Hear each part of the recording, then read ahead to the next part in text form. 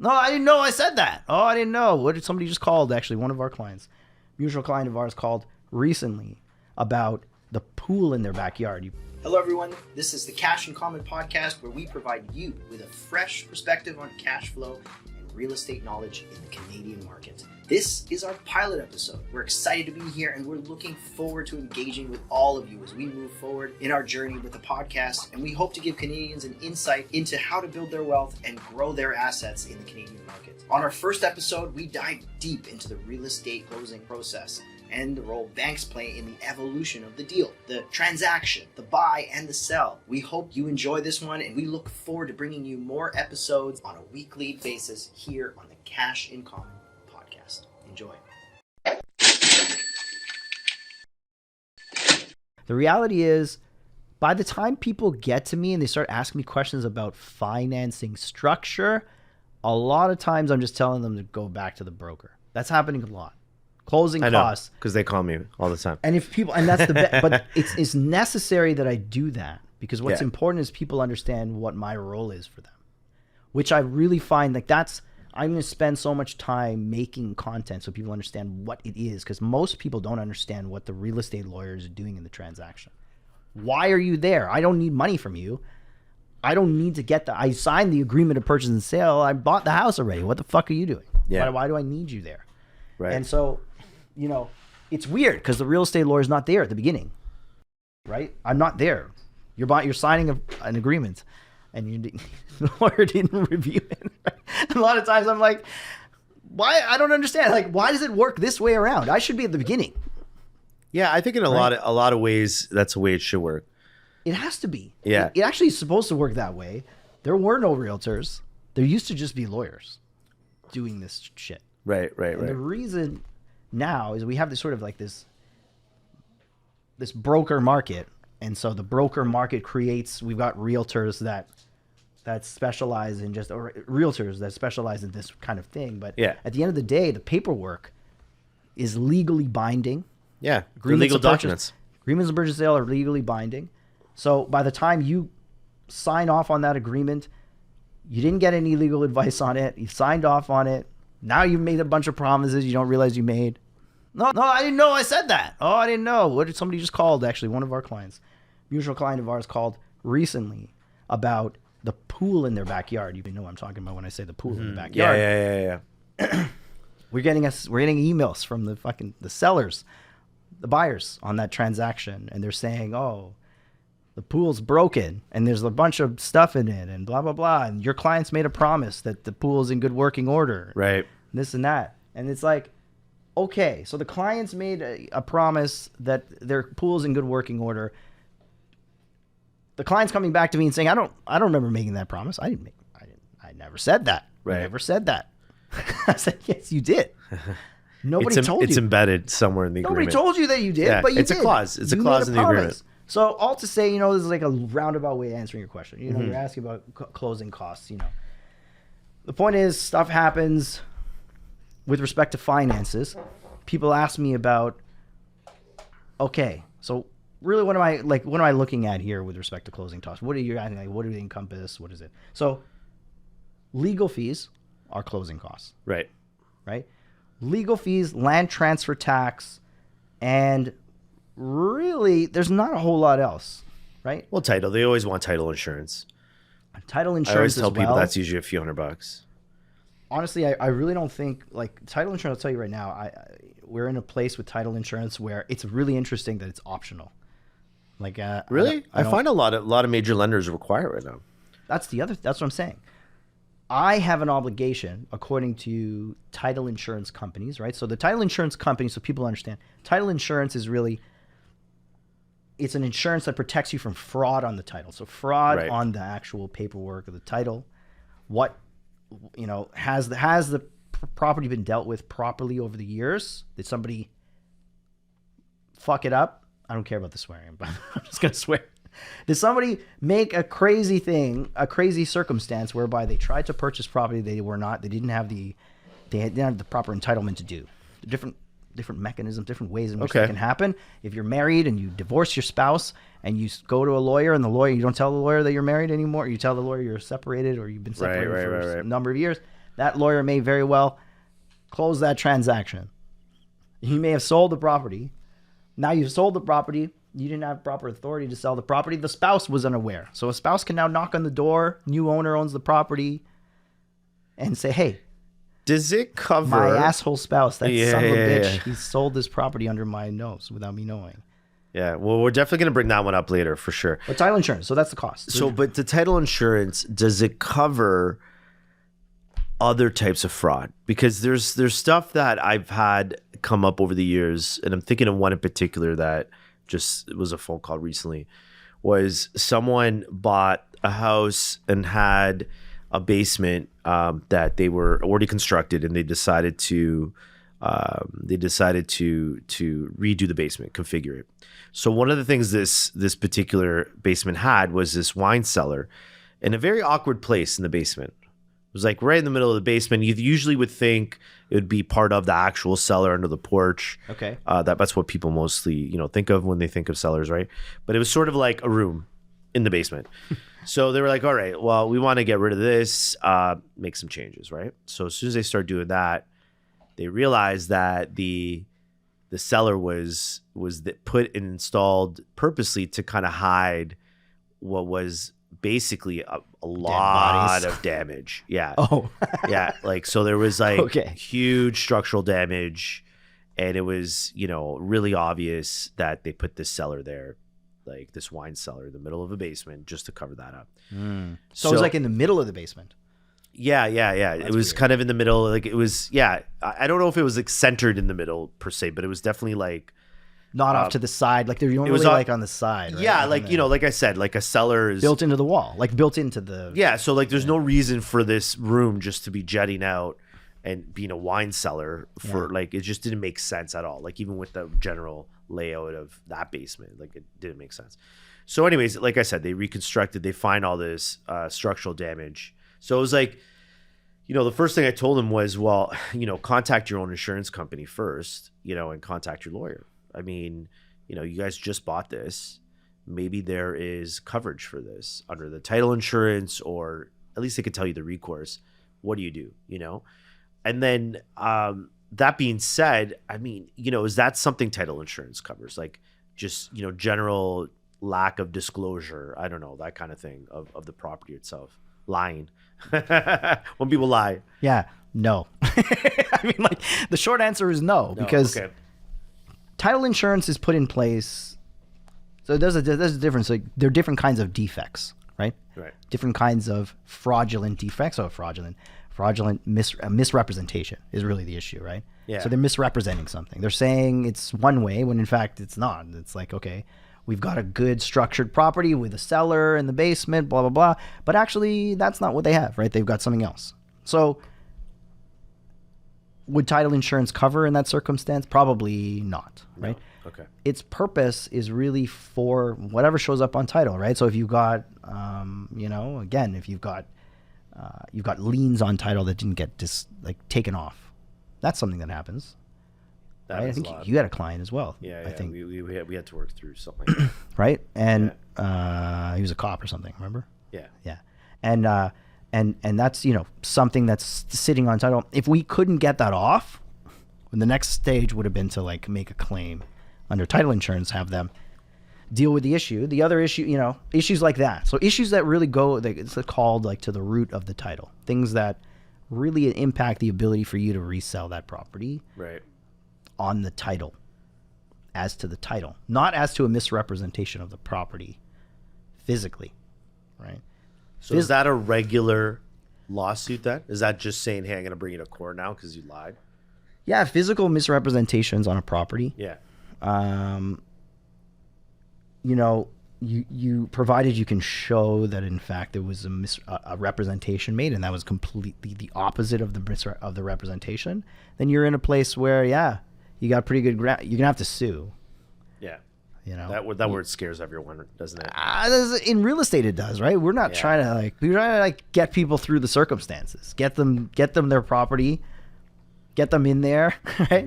Get everybody up. Everybody's making money, or they've got their property and they want to like blah blah blah. You know what we don't want to be talking about is like, oh, you got that fucked up cellar in the basement. I don't know what to tell you, but like you're kind of stuck. You know, you're gonna have to sue. Now you gotta, you know, sometimes it makes sense to sue though, right? Yeah. If you're gonna recover, Especially, you got to really look at whether like what's going to be the cost of suing. Is it going to make sense financially for you to embark on that journey of suing, right? A lot of times, you know, it's really just not going to make any sense. Like this pool circumstance, like I guess they could sue, but like, is it going to be worth it to sue? Was it going to be 30 grand? Might be 30 grand in legal fees by the end of it. Yeah. Right. So people are sort of stuck, you know? Yeah, I don't know. I mean, I'm not sure how else you can get around the circumstances. A lot of times people think, well, the lawyer can negotiate this out, right? Call your lawyer because he'll negotiate that. It's like, no, I'm not going to negotiate it out. Right. Right? Because they've already sold you the property. And like they made a bunch of promises, a breach of contract. They don't care, though, because you've taken title to the property. So what do you got? Your remedies now are nothing. You got to sue them. You got to sue them. You know? Yeah. So I don't know, man. I mean, how about property taxes? This is one that comes up at closing all the time. So I'll tell you what happens on my end. I usually get a phone call, especially if someone buys in the middle of the summer. Okay. Right, middle of the year, which is obviously the most common time. Yeah. And where the lender, the bank, is now making the payments for the taxes. So they're collecting tax payments from the regular payments. So you pay every month or every biweekly, and they're collecting a little bit at a time. And they're collecting that so that they can start paying property taxes. Typically, it's the year following, right? So if it started like this summer, it would have been for, you know, next year that they'll actually, so they're collecting now so they have money to pay for next year. So I typically explain that to clients. But what happens a lot of times is they get a bill from the city. Hey, you haven't paid for 2022, or this is due.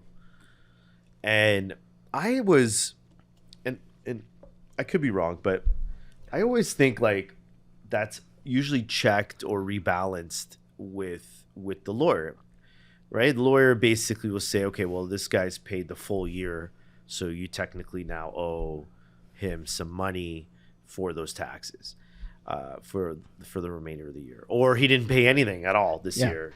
No, you're right. Right. I mean, look, dude, we've gone through this on your own property. Yeah.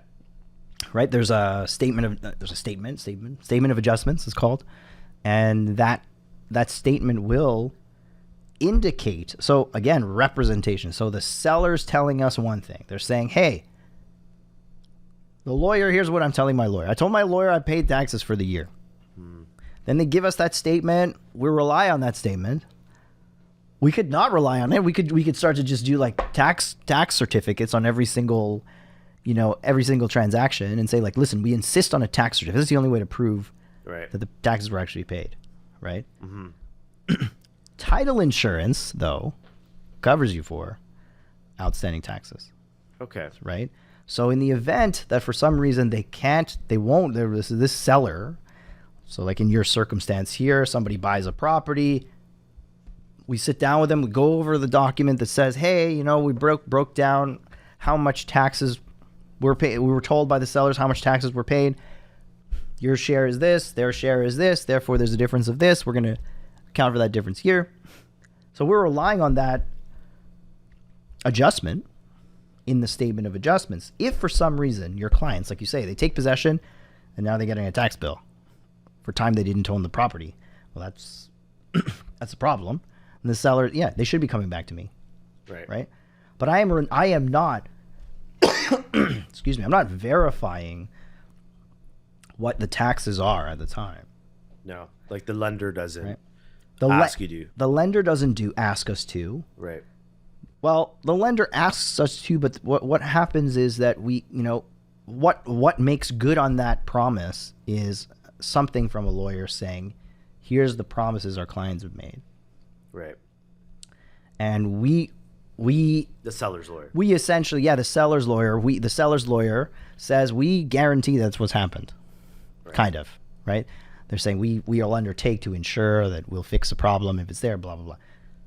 banks don't want any. Banks don't know, but the reality is that you can't ask for anything more than that, really. Okay. Right? You could. I think like B-level banks will say, like, listen, we need proof. We want. I don't know. When you get into B-lender world, Yeah. it's sort of a different thing, right? They're kind of looking for specific documents, like heavier on the documentation. For all the lawyers, right? side. On the administration side, Yeah. on the lawyer side, to get things funded, you really get heavy into documentation there. A lot of people, what's funny is I find a lot of people don't understand or appreciate that the lawyer in the real estate transaction actually represents the bank, the lender.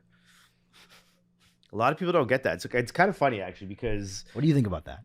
Actually, well, I mean, it is, it is what it is, because it's in the sense that the lenders doing their third person sort of verification outside of what would have been our relationship, right? Me and the client obviously working together. So the lawyer that gets involved now is okay, like actually verify these three things to make sure nothing fishy is going on. But I find it kind of funny when you bring that up to clients, and they're like, "What? What do you mean?" Right? I'm like, Some "Well, clients, I mean, yeah. most lawyers are nice. They're gonna help you, but they're answer your questions and things." Are most lawyers nice? That's Well, that's not the reputation we have. That's not the reputation. You're we have. nice, but I mean, I am, but but I mean, at the end of the day, they can obviously rely on the lawyer to at least be courteous enough to, if the questions are maybe a little more than what they want to answer, they'll probably push back. Yeah, no, But it's fun. It's interesting. I don't know, that probably doesn't come up too often with you, but I mean, I do explain that to people who, especially first time buyers, because they don't see, like, they're just so so new to this whole process. Well, it's always surprising to people. Well, do you explain to them that you act for the bank? Do you act for the bank? Yeah, I have to act. We have a disclosure that we get. Oh, so you're saying when you tell them that, they say that's weird? Yeah, no. What I find interesting is a lot of people don't realize that. They're okay with it, like they get it. Are you talking about on the broker side or on the legal side? On the legal side. On the legal side. But on the broker side, you also act for the bank, though, right? Of course, yeah. I have to look out for the bank. Yeah, exactly, right. And them. Yeah. I mean, I always tell people, listen, I work for you, right? That's my job. I work for you. You're hiring me to do this. And obviously, in other words, you're not going to push them. My relationship with the bank is based on trust as well, right? So, there's a reason why we can maybe get an exception on your file, right? Is because they know we're good for it. That, if I'm bringing them a client, someone that's good, we're not trying to pull any fast ones on anyone, that kind of thing. So, in other words, you're not trying to push them into a product that's not appropriate for them. Right? So I mean, that's sort of my fiduciary obligation, right? Is I got to line up a product that makes sense, give them the advice that's because that does not always happen, right? I don't know how many times I've done cleanup files. I call them cleanup files because it'll just be people that were dealing with, brokers that just didn't have enough knowledge or only did one thing. So if you go to a broker that only does private mortgages, and you're like, hey, I'm a first-time buyer, and they don't know how to process that. Is that a thing? I guess so. Oh, it's a thing. It happens oftentimes than not. I mean, I thought like most brokers are really trying to be plugged into banks. No, like they're trying to at all costs to be plugged into a bank so they can offer product. I mean, I guess it depends on your focus. But if you're like, well, I just sort of fund deals where people are sort of not able to qualify.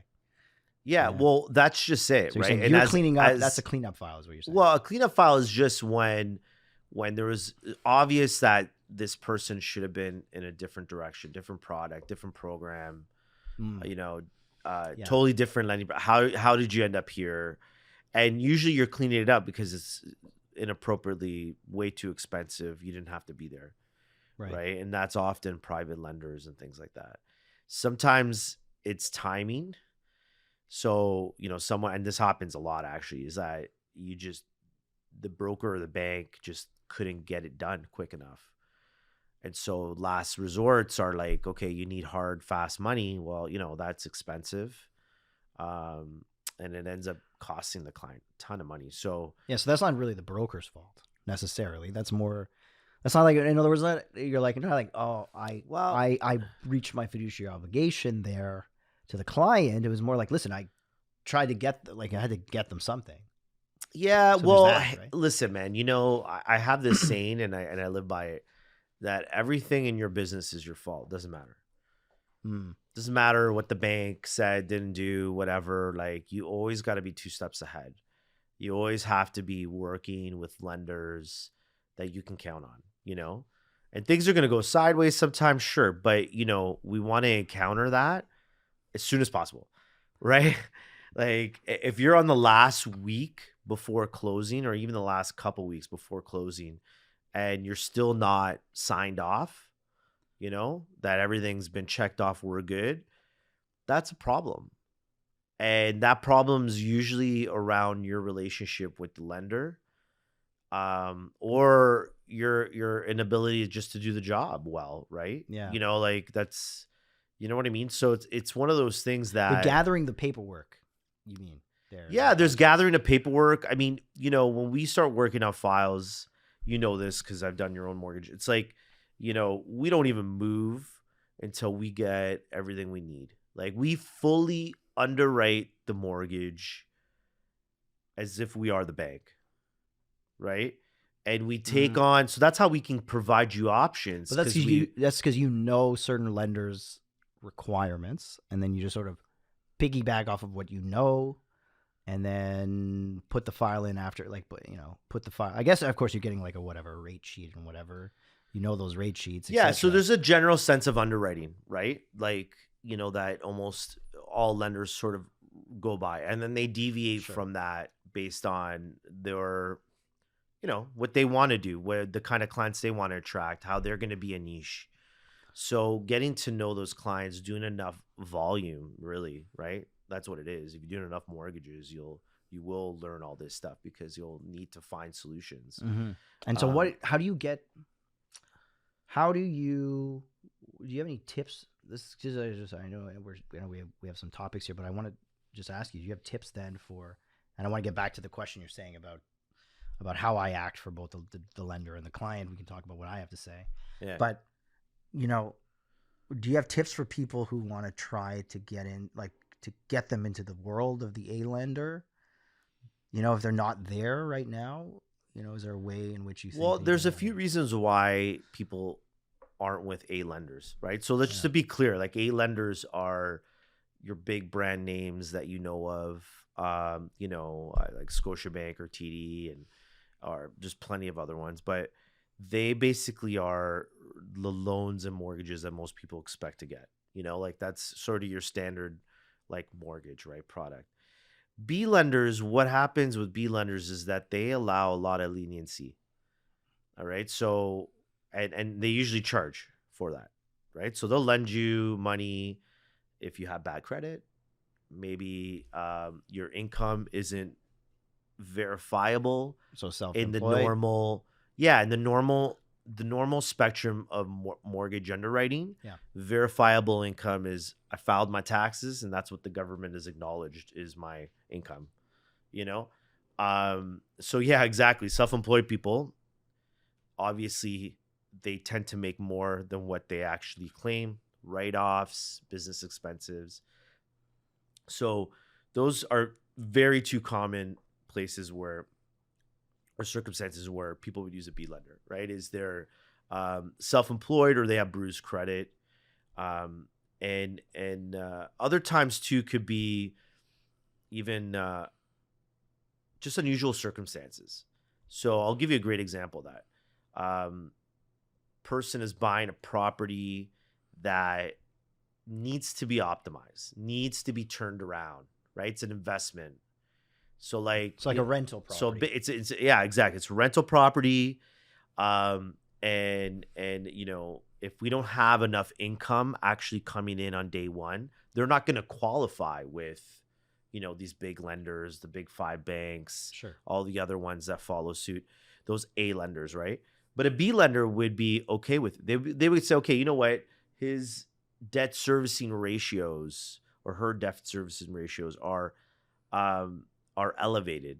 okay, and they're higher than our norm. What's debt service ratio? So debt service ratio is your income, your gross income, I should say, as a percentage to service debt, total debt usually. So all the loans you may have out there, car loan, etc., plus the mortgage that you're actually applying for. And not just the mortgage, the whole carrying cost. So that's usually heating on the property as well as property taxes, and typically 50% of your condo fees. Oh, in a condo, yeah. Right? If it's a condominium property. So if someone's TDS ratios, okay, are elevated, all right, B lenders can help with that. So you could be great, but it's just elevated. So when we're working with B lenders, we got to think about an exit. Like how do you make your way, like you say, back into the A work? Because that's sort of the norm. Yeah. How do we get there? Now, if you're self-employed, maybe you just don't. Right? Doesn't matter, right? Yeah, exactly. Like, well, I can go and pay 30 grand more in taxes, or I could just take a loan that's a little higher, right? So for a lot of self-employed people, like it's an easy choice. Right. They'll just sort of stay in that space, and that's fine. You can just continuously renew your mortgage and be happy.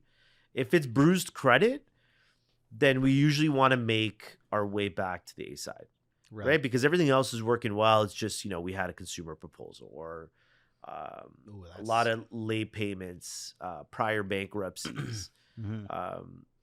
Usually there's a story. There's a story there. And there's usually a life event. Right. And a life event. So that's we can move to that if you want, actually. Yeah. I just want to say those are kind of my favorite clients, to be honest with you. Like, really? Yeah, because you know what? You're really having a positive impact in their life, right? A lot of them feel totally hopeless about their situation.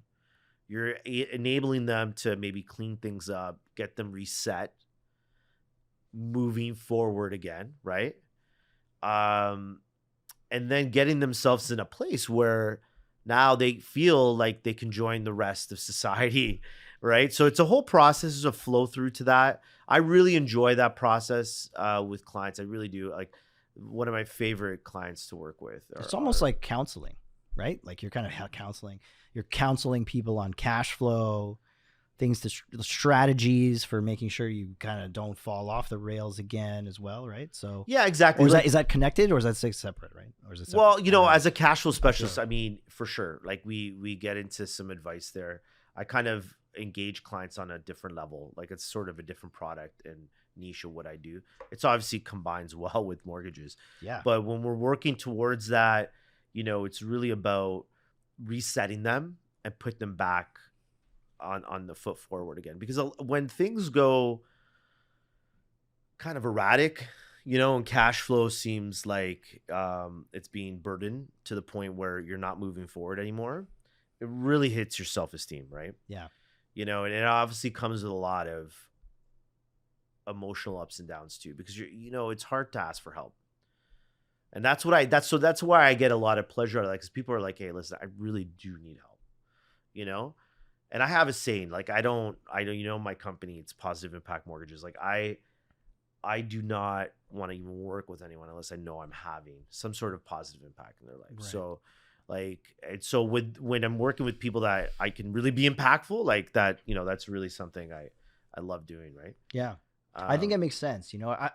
I mean, I think it's like a natural progression for you to be helping people stay on, like, getting them on the right path. So that's one thing. You get them out of the terrible mortgage they may have been in and terrible debt that they may be in, but then keeping them on the track. So it's just like seems like a natural way to do it, right? A natural product that sort of flows from what you do. That's a great way of putting side, you're just sort of like, okay, now we're going to make sure we keep you there. And like, this is even you've done with me, right? Like I said, right? We've done it myself. Am I on the rails right now? I don't know. I might be falling off the rails, to be honest. I'm not sure. He's doing fine. I'm fine. He's doing fine. I don't know. I'm not sure. But I'm we're going to talk about your cash flow plan. I'm coachable. At another, we'll like, we can talk about time. it. We can drill down on it. I'm open to that. We can talk about it. Nice. But what I was saying is, like, I just want to get back to what you're saying. So first, with respect to that question that you had, how do I act for both the lender and the client? And I think it's what it is people have expectations about what lawyers do. Yes. And they it's think so like, true. So true. oh, you just act for the guy. Like you act for the little man, the little people, you know, you're protecting the little people from the big people. Like, no, I am, but I'm making sure things are fair for everyone, really, is the goal, right? It's not just, and what people don't understand is like banks also have lawyers, right? Like they companies have lawyers too. yeah, for sure. And like, I'm not saying that to be like the big bad shark, like I'm the lawyer, like I'm saying the bank needs someone to ensure and check and balance circumstances so that they don't sign up for something that prejudices their ability to fund mortgages going forward, right?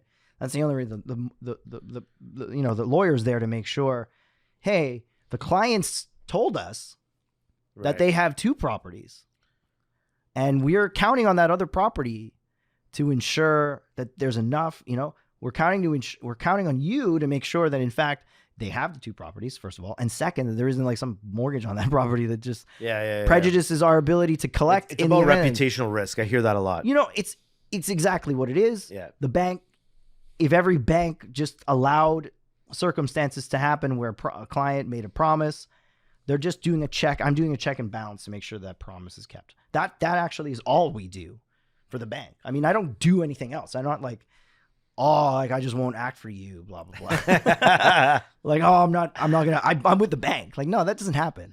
What happens is, you know, you told the bank something and you tell me something different. You know, I'm like, what are we gonna do about that? You know what I mean? We gotta do something about that. You can't just tell me something. You can't tell the bank something different than you're telling me, because if you're doing that, then we can't actually, because everybody needs to be able to be protected in the circumstances. You could say, well, okay, then why are you acting for them? Like, why are you the one asking me? And the reality is, when you get into commercial mortgages, I don't act for the bank and for the client, right? We can't, because there's more.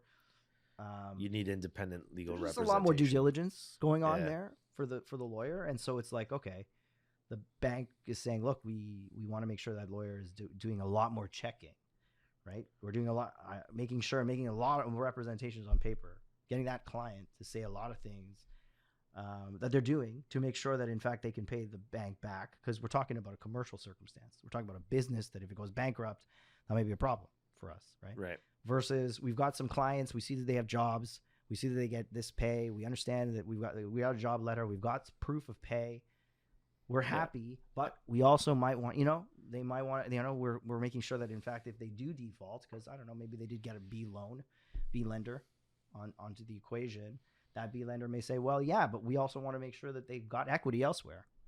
Okay, so I've got to pull the search and do the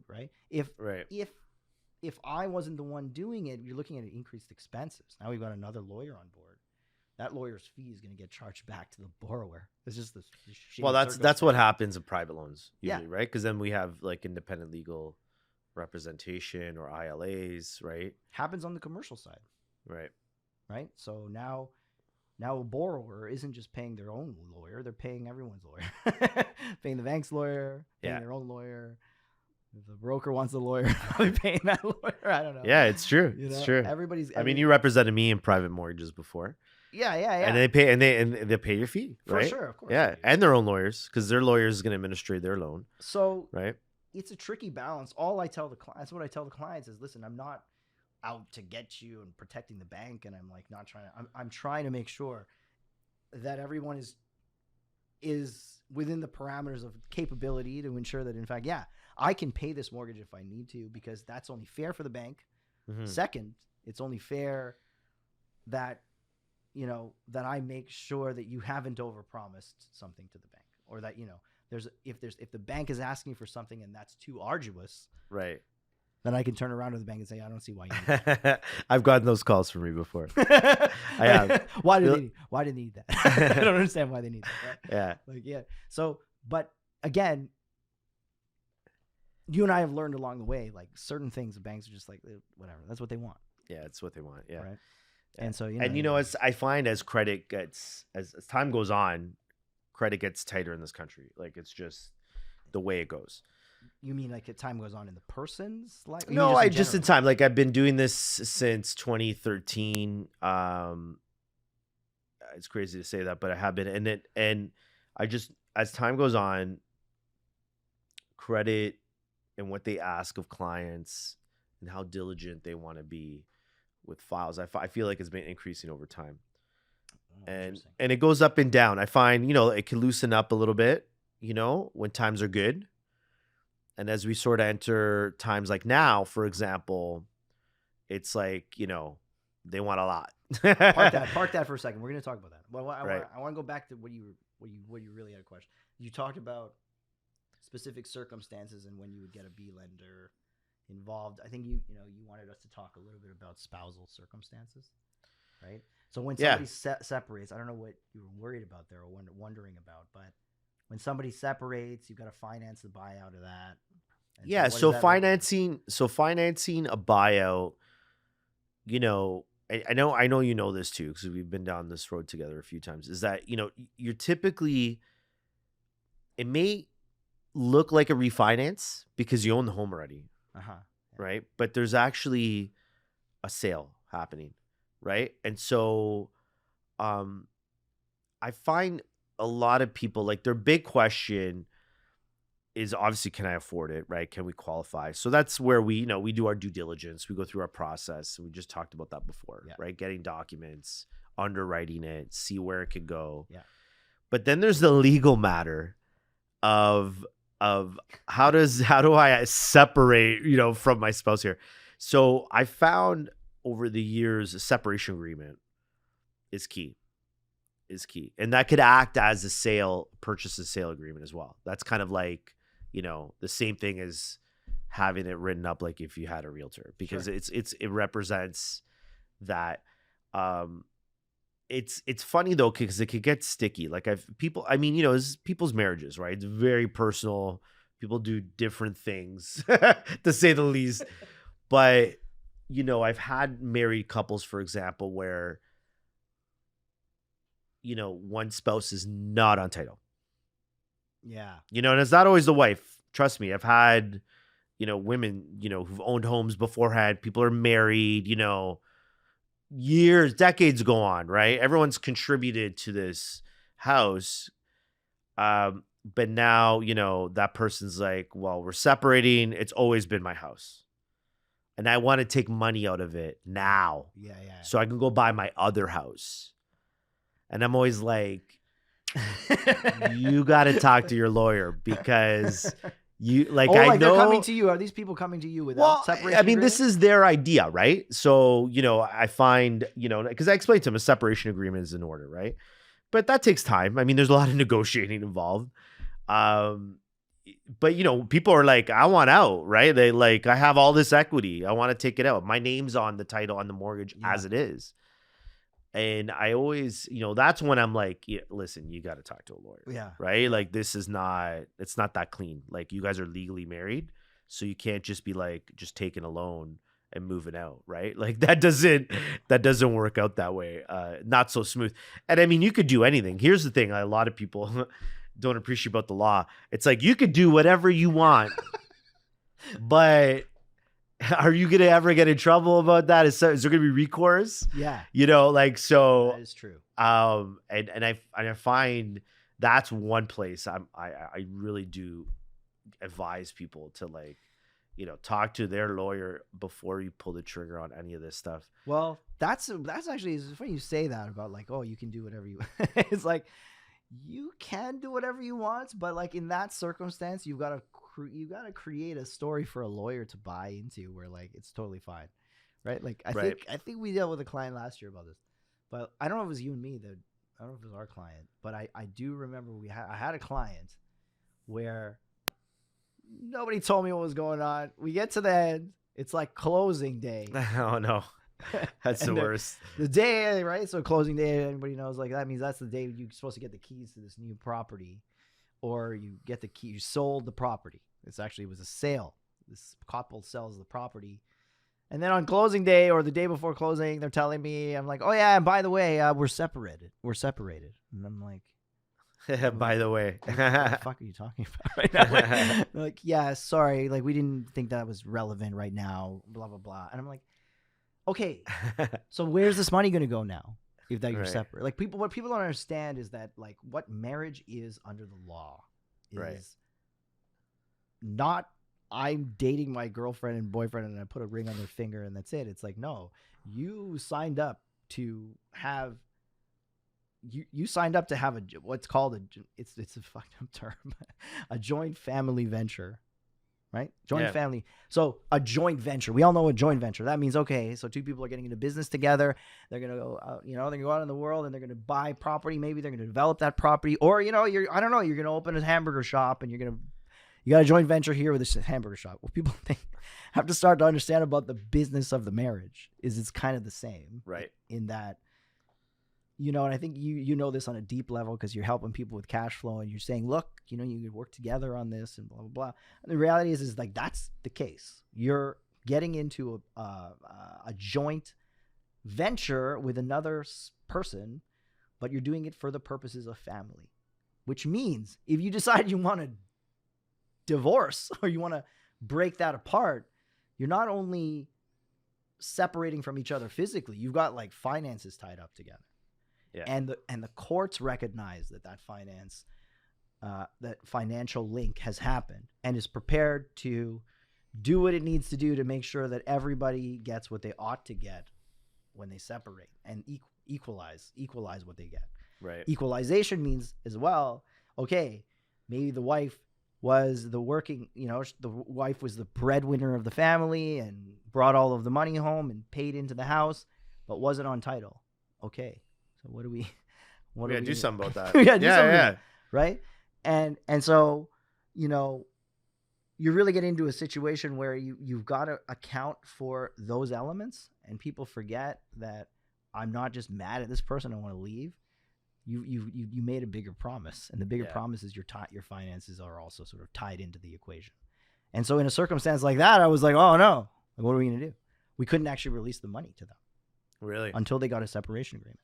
And they were so fucking livid. Like, they were just so mad about the circumstances. They're like, just give me the money. It's like, okay, maybe you shouldn't have told me that you were separating, right? Like, you probably shouldn't have told me that. Duh. Yeah. Right? But I appreciate the honesty. It's good that people are telling. Yeah, of people, course. People should tell their lawyer what's going on, because the last thing I would want to do is give it all to one party or the other, and now they've gone and they've taken the kids with them. Right. And they've got all the money. Right. That's the real life consequence. That's a real life situation. Yeah. Like that, people don't think like, right? They're like, I don't understand the circumstance. Like, no, you don't understand that there are people who take money, take their kids, and they leave the country, and you can't find them. I've heard that happen more than once. And so, like spousal, like that's important. That's why it's important. There are elements that need to be tracked. A separation agreement goes through. The thing about separations is they're hard to negotiate if they're done properly. When you've got imbalanced spouses, or you've got spouses that have unaccounted for contributions, right, to property or investments or something, right? Because now you've got that party's saying, yeah, I gave whatever, the credit card bill is this, but it's really because I spent all the money on the house. I bought this kitchen. I paid for that reno. So it's it becomes very tricky to sort of unravel all of that. Mm-hmm. And that's why you should be looking if you as a brokers in general should be looking for that. If the first thing they say is like, okay, there's a separation, I don't want to hear from you until you get a separation agreement. Yeah, 100%. That's usually what I do. I'm like, are you guys actually separated? Well, we are. I'm like, do you have a separation agreement? Right, like that's what I want to know, right? Like, because when I'm talking about separating, like you guys are talking about separating, you're still married, right? Like, and you guys can still work on this together if you want to. Sure. Now, whatever it is you want to do, take an equity takeout, and agree to, later, often times after the fact, and we'll separate and. We have this money. Sure, the money's split. already there. Yeah, exactly. I mean, that's something that's fair. The hardest part with marital separations is clearly an emotional decision. I mean, it's coming. It's from the gut. It's from the heart. Oftentimes, thinking this through is something that isn't done on a financial level, right? Mm-hmm. There are some really good leniencies though. If you are getting separated and there's a spousal breakup, there's things that you're allowed to do. You're able to still put 5% down. They still have insured mortgages available to people. Sure. That's really good. There's also the availability of using your home buyer's plan as well.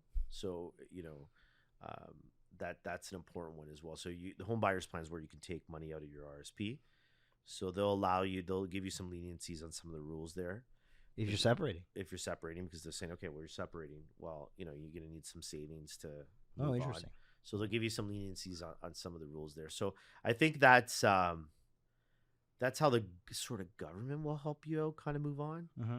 But oftentimes, there's enough money on the table, enough equity in the house. We don't even go there. Like, people have more than enough to put down.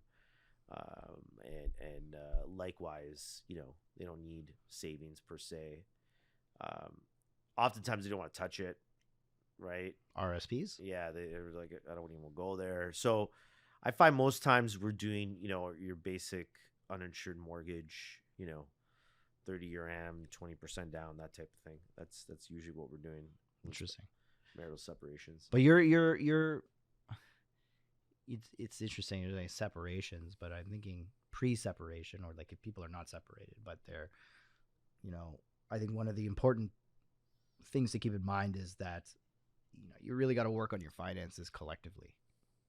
A lot of times people end up in these separation circumstances because they're not doing that. Yeah. It's like going back to money's like the number one reason people. But like it's thinking about it, infidelity, right? like thinking about it the right way Mm-hmm. is so key. And I think most people don't. I like a lot of the framing that you've done for a lot of even for what I've done personally. But again, it's like I think money mindset's everything. Getting people on that. Money mindset's everything. It helps. See, the thing is, people think money is about greed.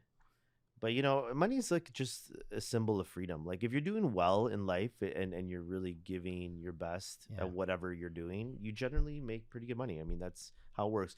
And you're so positive. You're such an optimist. Well, it's just true. And like, that could be for any given reason amount that's good for you. Like, not everyone needs to be Elon Musk. Like, that's not, in the cards. I mean, the reality is most of us are not going to be Elon Musk, but success from a financial perspective is just feeling like you have the freedom to live your best life, and having purpose and all that stuff. So it's like, when you guys think collectively on a vision, I find that is what helps support the confidence together, right? It's a collective, right? Like, have you ever taken anybody through that process and then they still end up in a separation? Have you done that yet? Has that happened?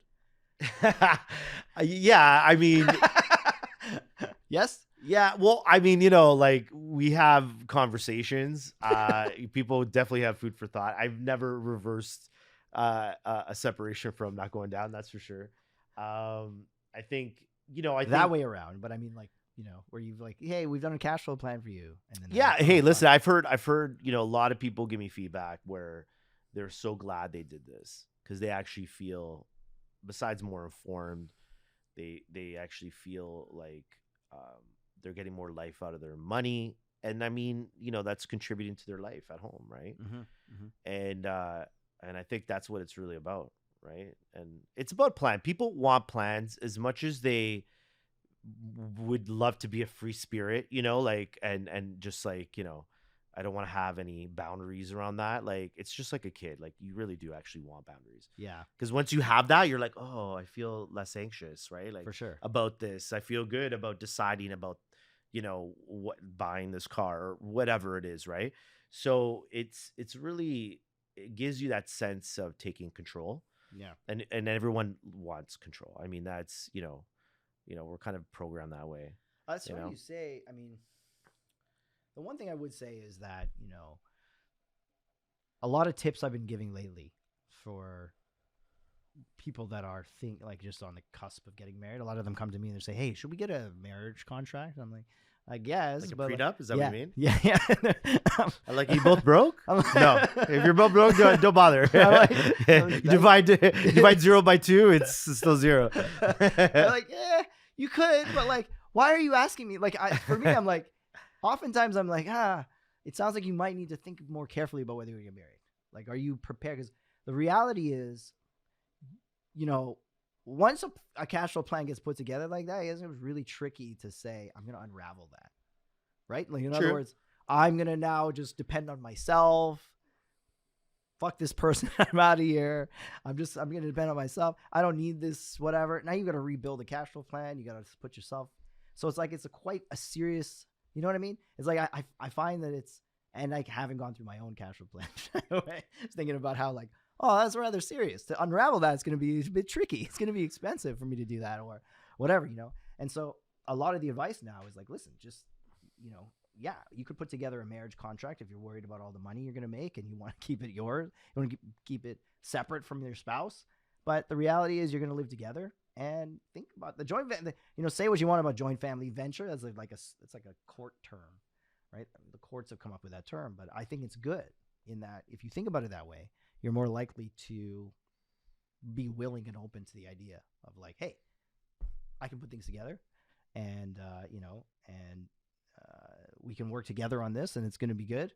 And less likely to get into a situation where you're going to have to unravel it all if you're sort of thinking about it that way. And For sure. Spousal separation becomes less of an issue, That's the way For sure. I think, it comes down to actually, like you said, it is a joint venture. Yeah. Like, just join your finances. finances. You should start trying to talk to. You should think about it. You should think about talking to clients like this because I feel like it's not a bad idea. Like to get so for cash flow planning, I always it's always free for first time buyers. All right. Anyone that's a first time buyer with me, I will send you the link. I'll motivate you to get it started because it is important to start off on the right foot. And I had so many young couples, right, start off buy a house, we're about to get married, that kind of thing. I've been there, done that. And oftentimes when it comes up, I do hear most people are joining their stuff together and trying to figure it out together. And I recommend that because, I have friends and clients over the past that the people that keep stuff separated, right, it just never leads to anything good. It just doesn't. I have one friend, one couple, they have done really well with keeping separate bank accounts. But for the most part, I mean, listen, like, what are you hiding, right? And the thing is, that's what people are going to eventually ask. OnlyFans accounts. Yeah. You gotta watch out. Well, that's just it, right? Like, yeah, right? Like, that's what I'm saying. Like, what are you hiding? And the thing is, whatever you're hiding, it comes out later, right? Yeah. That's just the bottom. Like, you don't live with someone, have kids with someone, and like they just completely naive. No, they know whatever that's happening. They likely know. Listen, there's plenty of people that I'm sure that they've gone away with it for a long time, right? But at some point it comes out. So it's like, intention and all that stuff when you get started should be around, we're doing this together. It's a joint venture, like you said. Yep. And you gotta try to have to conquer the world. And I will say, you'll never conquer your mortgage or grow substantial wealth if you don't master your cash flow. Yeah. Period. End of story. Like it's just truth. And because the more money you make, like if you don't master your cash flow, the more money you make, the more you're just gonna go in debt buying stuff and not realizing you're spending most of your money and not even knowing where it's going. And it just happens. It's natural product, right? You're like, oh, I can afford that. Oh, it's great. And you keep on consuming. And it's just a small trick of just paying yourself first. Like most people don't realize that. Like you develop your lifestyle through just simply paying yourself first. Yeah. It's tough to do before you start paying your bills. And then like initially it's tough to do because most people don't live this way. Yeah, well, because you have to form new habits. That's the thing, right? Like, and you're either a person that loves forming new habits, like I'm that kind of person, right? Yeah. Love forming new habits, right? But a lot of people don't. Like my wife is not a new habit developer. She's not. We're complete opposites, and so and that's why, a big focus to motivate you is always have really good short-term goals.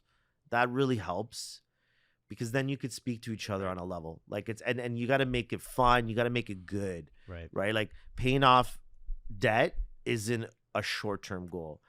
It's not your primary one, at least, like it should be like, I want to go to Tahiti, like, because then you're going to be at some point where it happens almost every week in my household where we're like, well, should we do it? Like, do we need this? Like there's this, you guys are pretty moments good. The like way you talk about it, should I'm I like, blow this money right now because it feels good?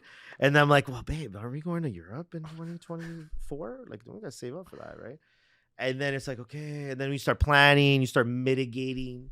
Like maybe we'll buy it next week when the bank account is filled up again with what we need.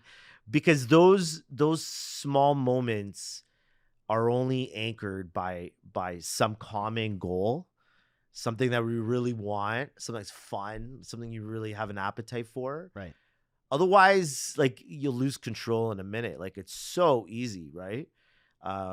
It is so easy, yeah. This time of year is like, this is like, right? I know this will probably be like put out later, but like around Christmas. Yeah, so like, yeah, whatever. We're doing this just before Christmas. Yeah. And so like, Christmas is a tough time. Christmas is a tough time to adhere to it. It's just because like the obligations I have, like, I don't know what everyone's obligation, but like my obligations at Christmas is fucking crazy, man. Like I'm not just like getting presents for my kids and my wife. It's like my kids, my wife, my brother, my uncle, my aunts, my everyone. And it's like expectations are there for me to do it. Whereas like I could go hard and be like, no, I got a cash flow plan. And like, it's like, but then there's a family relation. There's like family dynamics there that if I do that, I might get into a situation where like, I'm going to have to be like, well, that's your tradition. I mean, that's what it comes down to, right? It's just what you guys do, right? It is, yeah. So you have to sort of plan ahead of time, right? And if that plan doesn't happen, then now, you have a commitment, right? You have another financial commitment. I don't think I'm the only one in that you got to boat. service. I would say like, I think a lot of it is like family pressure and like a lot of like, hey, like we do this all the time and like doesn't matter. And there's a lot of like cultural, I always say people like just do some what you cultural can too, norms right? about it, right? Like where there's certain expectations for like taking care of, like for instance, like taking care of parents, or like it's almost like it's an extension of that. To be able to show them like, listen, I'm okay. I can give you this because I take care of you. You took care of me forever. Yeah. You fucking immigrated into this country and now I'm here. You know what I mean? Yeah, As an example. So it's like obligations, And so I feel a lot of pressure to get that right. I feel a lot of pressure to be like, whatever. It's going to put me a little behind, but I mean, you know what? Like giving is about how it makes you feel. It's not about the person you're giving it to, right? That's what it's about. That's true. Yeah. Like, I mean, I find that's what it's about. Like, I'll give my dad as a prime example. I owe my dad everything, right? Like I can, like he should be getting gold from me at this point in my life. I feel like that's. But here's the thing. Like, my dad. If I give my dad anything, I can get him. Like, I remember I got him a tablet. I was like, Dad, learn how to use a tablet, right? Old Italian immigrant, worked with his hands this entire life. I think he's probably got grade 8 education, like came here with like nothing, that kind of story, right? Give him a tablet. He looked at it, told me it was nice. Thank you. That thing, I couldn't even tell you where it is in his house. I guarantee it's in a drawer. It's probably been turned on once, twice at best. Maybe I tried a few times, but I'm just saying, like, and I remember once I tried to push it on him, like, hey man, he's like, listen, why'd you buy this for me? I don't need anything. Yeah. Don't get me nothing. Yeah. My gift to me is just like save money, take care of your family. Like I don't need nothing, right? It's all perspective, but it doesn't it kind of is weird. Like, like I feel like I should get the guy something. But that's like, but I know now, like, don't hey, don't worry about it. You're good. Yeah. But I understand that obligation because I think it's just part of who you are as a person. Like you want to, like, you want to give back, right? But then again, it gets like, so, now I don't bother getting extravagant gifts from my parents because I know they, like, deep down, they don't really want that, right? Yeah. My parents, if anything, they want time. You know what I mean? They want us just to go and hang. That's more than anything they want, right? And then, But families are all different. But once it becomes a commitment, so let's say you end up spending money now that you have to repay. I mean, just make a point of doing that, right? Yeah, that's true. Burn it down slowly, and then as you have little tidbits of money as it comes in, sometimes there's just extra little cash that comes in for whatever reason. For me, I mean, I don't know, whatever. Like if it's overtime, if it's this or that, whatever, you start splashing it away for next Christmas. You start planning, right? Everyone's family is different. You're right about that. And for me, I think as well, everyone's goals are different. I think we have ambitions. I have ambitions about. For me, it's like, well, I just need to make more fucking money. This is the way I think about it. And I'm like, oh, I guess I just need to figure out a way to get more. Get more down the pipe because I can. And again, that's not. Everybody doesn't have that luxury, and also people don't think that way. A lot of people don't think that way, right? They have their job, and they're going to do what it's they're the going to do. most underrated thing you could do. Yeah. Like in the sense that people give up on that notion so quickly. Just make a little more. Just make a little more. You can do, and like even if you have a job, you can do some you can do creative things. I mean, like there's like when I was a paramedic, I used to teach know about drop CPR. shipping. I just learned about drop shipping as an example. Drop shipping. Yeah. Interesting. Yeah. I mean, that's what I'm saying. There's always side hustles that you can. When you were a paramedic, sorry, you were gonna say. Yeah, when I was a paramedic, I used to teach on the side, at a college, and I taught CPR. And it was just like a little fun money, and I used to just put it aside for stuff. Sure. It didn't commit a lot of time. The hours were good. Like I wasn't working night shifts. That stuff was available. If you wanted to go do extra time at work, and obviously that has a bigger bang for your buck. But you're always trading time for money. I mean, if you can always get a side hustle, that's great. It's one of those things. That's what I'm saying. Like if you can really conquer your cash flow, then you won't need to make more money. It's a mindset. Interesting. And you can still get ahead. I had clients work, minimum wage type jobs, but had a lot of equity in their home. They were able to pick up extra rental properties and things like that. They're going ahead really well. Sure. And they don't make a lot of money, but they're really content with what they do have, right? So I think there's always a part of you that just needs to find a way to be happy, right? And happiness, like money doesn't buy you happiness. I would say that, but at the same time, when you're succeeding, you're making a lot of money, or the money's increasing, it's always going to make you feel better. I mean, there's always that point, and then what you do with that is the key. You give a little back, you put away for the future, right? Well, that's the key though. And you have a short-term goal, like have it, going on a trip. Things like that, right? Well, if you go buy a car you don't need, like that ain't like cars, they all break down, man. That's gonna disappoint you. I promise you, it will disappoint you. Well, isn't that like that's sort of like I think as well what you wanted to talk about? Actually, I'm just looking at that. It's just how do you use home equity to invest? So this is the thing too, right? It's like there's a right way to use that equity. There's a wrong way to use it. 100%. And it doesn't go on forever. Like this is the other thing. It's like, I'll just pull this out of my house. Like, I'll pull it out of my house to like go on that trip. Like, no, you're not. That's a bad idea. Yeah, for sure. You know what? I think the first thing people need to realize is that the biggest asset you have is your house, but only because you can borrow it. So really borrow against it. So really the asset you have is your ability to borrow, like is your mortgage. Mm-hmm. The house itself, it shelters you. But the truth is the fact that you can take money out of it is what makes it an asset, right? Like because then you can now, you can clean up messes, Sure. Like when you need to reset, that is your saving grace. You don't got a house and equity to take care of that matter.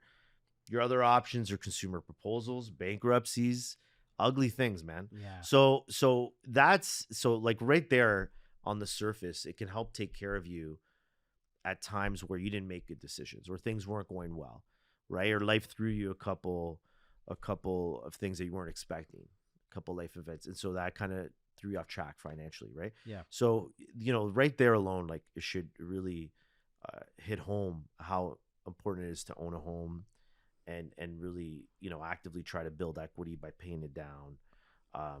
and look at it as an asset because you can borrow against it. So just to prove my point. But when we're actually trying to invest money, when you take money out of your house, we call that an equity takeout. That money can then go out and earn you more money. If you do it right. If you do it right, of course. Spending on the wrong things, then maybe not. You have to invest it, right? So like if you're going to buy a car with home equity, I mean, unless you're going to be an Uber driver, right? Like it's not another form of income, right? You want to create other sources of cash flow. Like that's so key. And so there's so many things you can do. I mean, real estate's the most popular one. You think it's still good in this market to do that? You think there's still opportunity? Yeah, absolutely. I think one thing people need to realize is that once that money's invested and you own that asset and it's there, that debt that you've taken out is tax deductible for as long as you have that money out there being invested.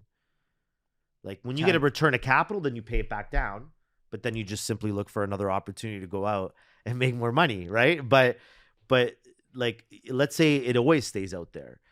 The interest that you're paying on that is continuously a tax deductibility forever. So let's compare it to the most popular tax deduction. The interest is always exactly. So the what's the most popular way to get your income tax your income tax or your income being lower, for example, like in a business or like in general for most people? What's the one thing they invest in every year and the banks push it all the time? Or RSPs, right? Yeah. So every year you got to find cash flow to shove into this thing. Sure. Right.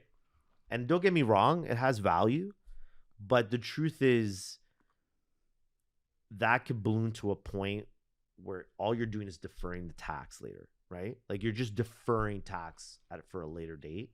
So it balloons to this point where so you still need to pay it, right? Like you're always going to pay that tax, right? Yeah. And every year after year, you've had to contribute to it. So it's taken away from other avenues, right? To get that tax deduction. Sure. Yeah. Now you've got to set aside money for that. Yeah, exactly. Used for something else. So versus if you took money out and let's say invested it into a cash flowing property or investments like bank notes. I don't know. There's so many different types of things that can. And those interest rates are higher usually than what you. Yeah, typically, yeah. Like you want to be trying to earn, right? On this cash if you're going to put it out there, and then now you have that tax deduction year after year after year after year, right? That doesn't go away. That's always going to be helping servicing you all the time, right? So I think it's really important for people to understand that. In Canada, that's true across Canada. Yeah. So in Canada, we have a maneuver. They call it the Smith maneuver.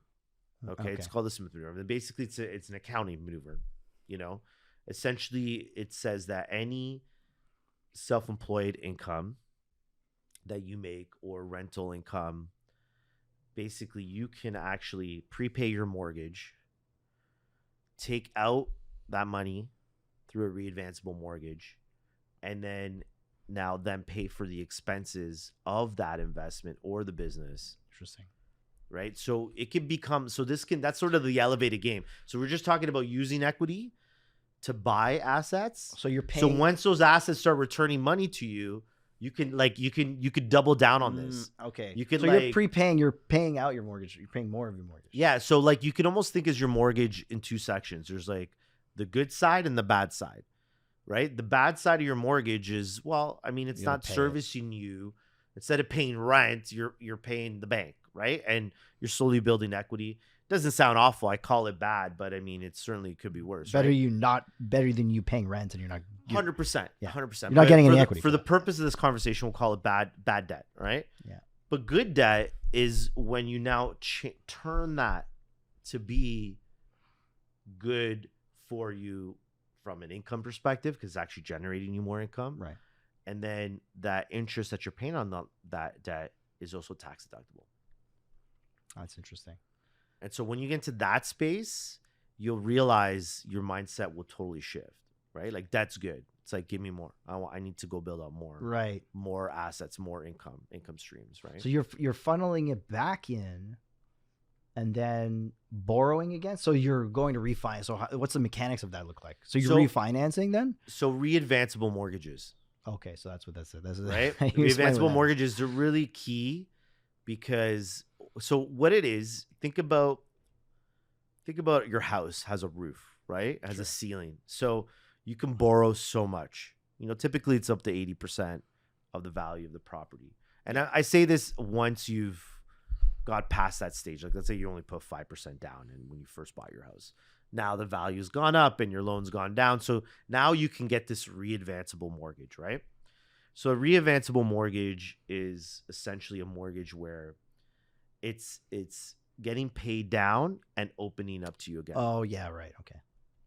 Right? So every week my payment's going in there and it's going down. It's going down. It's going down. And then you'll have another section to that mortgage called the home equity line of credit, and it'll just start getting bigger. The limit will get higher and higher and higher and higher. Right. Right? And so when you have that setup is when you can start really conquering your mortgage, right? Because you can find ways to invest that, have money start dripping back to you, because that investment, of course, you're trying to earn more money on it. As it does, you make more of those prepayments. So what's a the bad like? debt goes down. Can you give like a direct example? So let's say I wanted to do this. Like, how would I do? So what would you set me up on, like as a plan there, like to do this, right? So you want me to aggressively pay down the mortgage, basically, but not through my income, my daily income. I mean, if you have the cash flow, like if you can start dripping more money towards it, absolutely, why not, right? Yeah. Because what you're gonna do is actually start moving that equity and making it work for you, Right. right? Okay.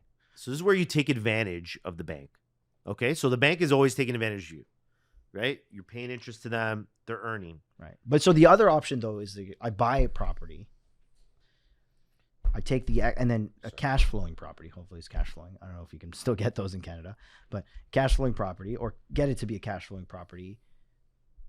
Take whatever that cash is, put it back in, plug it into the mortgage, and now I've got more. If I have the right kind of mortgage, I should have more access to cash, or more access to credit. In that case, that credit is capital. Right. So what do I do with that capital? To do, you put it out there in different forms of investments. Yeah. Okay. I mean, I'm not a huge fan of the stock market, but you could certainly buy, mutual funds that are income based, right? Okay. That's the kind of thing you're looking for. Things that make income, right? Mm-hmm. So I mentioned bank notes, for example, like that's a form of investment where that will give you a monthly income. Dividend stocks are another one. Property, for sure. You can invest in your own business. Sure. Right? Now you want to start your own little side hustle. That can be used for that. And as money comes back to you, you just keep on cycling that process. Mm-hmm. So the bad debt in your mortgage is actually going down fast. Right. Right? And likewise, what people don't realize with rental properties is you could do the same thing. So you do it again on this property. Yeah, so like for rent, no, you can use rental income in the same fashion. Okay, so when rental income, so like you're making $2,000 a month on your condo in Toronto here. That $2,000 every month can be prepaid into your mortgage. You can take it back out through your home equity line of credit and actually pay for the mortgage, the condo fees, taxes, your insurance on the property. Interesting, right? And that's all tax free then. And that's all. Now that's creating another tax deduction for you. Sure. Yeah. That lasts for a long time, right? Sure. And the more you have then, in theory. Yeah, exactly. And then what happens is you actually end up paying your principal back faster, right? So you're opening up more equity as time goes on, because once you start prepaying, you're speeding up the schedule. So that payment of yours now is paying off more principal every single installment. Sure. Yeah. And so that principal now opens up. And so now you have more opportunity. So that extra now money you can take out and do more stuff with. So then is the goal to get the mortgage completely paid off?